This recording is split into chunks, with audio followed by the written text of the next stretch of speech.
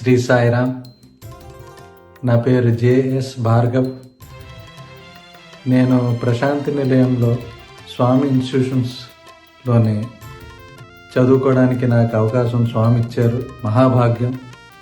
1983 నుంచి 1990 వరకు నేను అక్కడే చదువుకున్నాను. అయితే ఈరోజు నేను ఒక చిన్న అనుభవం నేను పాల్పంచుకుందాం అనుకుంటున్నాను. ఇది చాలా మంచి మెసేజ్తో, ఇది నాకే కాదు మొత్తం అందరికీ చాలా మంచి మెసేజ్ దీని నుంచి వస్తుంది. అయితే ఇది సుమారు సెప్టెంబర్ 1984 నాకు సివియర్ బ్రాంకైటిస్ వచ్చింది. బ్రాంకైటిస్ అంటే లంగ్స్లోని కఫం చేరిపోతుంది, ఫ్లమ్ చేరి తర్వాత కంటిన్యూస్ ఫీవర్ వస్తూ ఉంటుంది. మనకి వీజింగ్ ప్రాబ్లం కూడా ఉంటుంది. అయితే ఈ ప్రాబ్లంతో బాధపడుతూ ఉంటే హాస్టల్లో జనరల్గా ఏం చేస్తారంటే, అక్కడ సిక్ బాయ్స్ వార్డ్ అని ఉండేది. అక్కడ మమ్మల్ని అందరినీ కేర్ తీసుకునేవారు.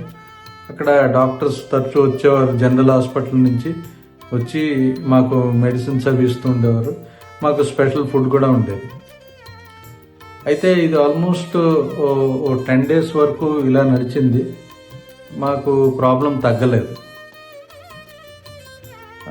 మా పేరెంట్స్, మా మదర్ ఏమో చాలా వరి అవుతూ ఉండేవారు, చాలా దిగులు పడుతూ ఉండేవారు. ఒక్కడే అబ్బాయి అంత దూరం నుంచి వచ్చి ఇక్కడ అడ్మిట్ చేసాము, ప్రాబ్లము ఎక్కువ తగ్గటం లేదు. అందుకు ఆవిడ ఏంటంటే తల్లిగాను నన్ను బయటికి తీసుకెళ్ళి మంచిగా ట్రీట్మెంట్ చేయించుకుని మళ్ళీ పుట్టపర్తిలోనే అడ్మిట్ చేద్దామని ఆవిడ అదే మా ఫాదర్ని కన్విన్స్ చేసి ఎలాగైనా బయటికి తీసుకెళ్దామని ఆవిడ 10 రోజుల తర్వాత అనుకున్నారు.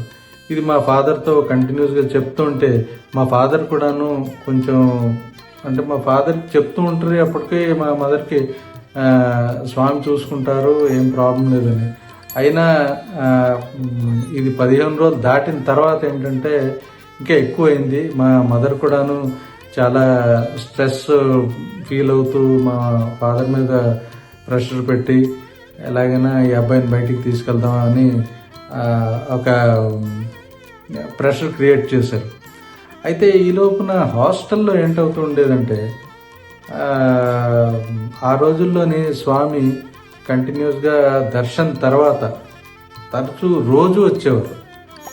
దర్శన్ తర్వాత మందిరంలో దర్శనం ఇచ్చిన తర్వాత వెంటనే హాస్టల్కి వచ్చి హాస్టల్లో కారిడోర్స్, రూమ్స్, కిచెన్, తర్వాత ఫుడ్ క్వాలిటీ ఇవన్నీ ఎలా ఉండేవి అవి చెక్ చేసేవారు.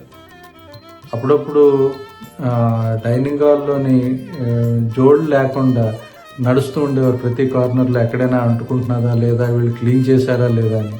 అంతా బాగానే ఉంటే పాద నమస్కారం ఇచ్చేవారు స్టాఫ్కి, వార్డెన్కి, వాళ్ళందరికీ.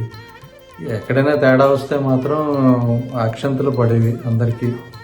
అయితే అప్పుడు ఎప్పుడు వచ్చేవారంటే, స్వామి వచ్చినప్పుడు పిల్లలందరూ స్కూల్కి, కాలేజీలకి వెళ్ళిపోయేవారు. అప్పుడు ఎవరు ఉండేవారు కాదు. కానీ మాకేంటంటే సిక్ బాయ్స్ వార్డ్ నుంచి మాత్రం అన్నీ కనిపిస్తూ ఉండేవి. అప్పుడప్పుడు స్వామి కూడా వచ్చి మాకు దర్శనం అందిస్తూ ఉండేవారు. మాకు అనిపించేది ఈ బ్రాంకైటిసే బాగుంది, ఈ దర్శనం చాలా బాగుంది, బాగా అవుతున్నది అని. అయితే మాకు 1984లోని నాది బోర్డ్ ఎగ్జామ్ కూడా 12th క్లాస్లో. అందుకు క్లాసెస్ మిస్ అవుతున్నానని అదో కొంచెం టెన్షన్ పట్టుకుంటూ ఉండేది. ఈ లోపల మా మదర్ కొంచెం దిగులు పడుతూ ఉంటే మా ఫాదర్ ఇంకా ఆ ప్రెషర్ తట్టుకోలేక మాకు ట్రీట్మెంట్ చేసే డాక్టర్ ఎవరైతే జనరల్ హాస్పిటల్లో ఉన్నారో ఆయన దగ్గరికి వెళ్ళారు. ఒక రోజు వెళ్ళిన తర్వాత చెప్పారు, ఇలాగ జేఎస్ భార్గవ్ ఆయన మా అబ్బాయి ఈ 10 రోజుల నుంచి బాధపడుతున్నారు, అందుకు మేము బయటికి తీసుకెళ్ళి కొంచెం ట్రీట్మెంట్ చేయిస్తాం, మీరు మరే అనుకోకపోతే ఆయన ఓ లెటర్ ఏదైనా వార్డెన్ రాసిస్తే మేము తీసుకెళ్ళిపోతాం. అంటే డాక్టర్ గారు మా ఫాదర్ని పక్కకు పిలిచి చెప్పారు, ఈరోజు పొద్దున్నే స్వామి నన్ను పిలిచి ఈ సిక్ వార్డ్ బాయ్స్ ఎంతమంది అయితే ఉన్నారో ఈ ప్రాబ్లమ్స్తోని వాళ్ళకి 10 రోజుల నుంచి ఈ ప్రాబ్లం వస్తున్నది, వాళ్ళకి మందు మార్చండి, యాంటీబయాటిక్స్ మార్చి డోసేజ్ పెంచిన తర్వాత కొంచెం ఫుడ్ కూడా మార్చి మీరు చూడండి, ఎందుకంటే ఈ పాత మందులు పనిచేయట్లేదు అని. అయితే ఆ డాక్టర్ గారు చెప్పారు, మీకంటే ముందు స్వామి చూస్తున్నారని, మీరు అసలు పట్టించుకోవద్దు మీ అబ్బాయి గురించి, హాయిగా మీరు ఉండండి అని ఈ మాట చెప్పంగానే మా ఫాదర్కి ఎంతో హాయిగా అనిపించింది. మా మదర్కి కూడా చెప్పారు, ఎలాంటి దిగులు ఉండక్కర్లేదు, స్వామి మన అబ్బాయిని చూసుకుంటున్నారని. అయితే ఈ ఇన్సిడెంట్ తర్వాత ఈ బ్రాంకైటిస్ కూడా తగ్గిపోయింది, 3-4 రోజుల్లో తగ్గిపోయింది, అది వేరే విషయం. అయితే ఈ ఇన్సిడెంట్ నుంచి నాకు చాలా ఇంపార్టెంట్ మెసేజ్ ఏంటంటే, స్వామి చెప్తూ ఉంటారు, you do my work in your own way, I will do your work in my own way. అంటే మీరు నా పని మీరు చేసే విధంగా చేయండి, నేను మీ పని నేను చేసే విధంగా చేస్తాను.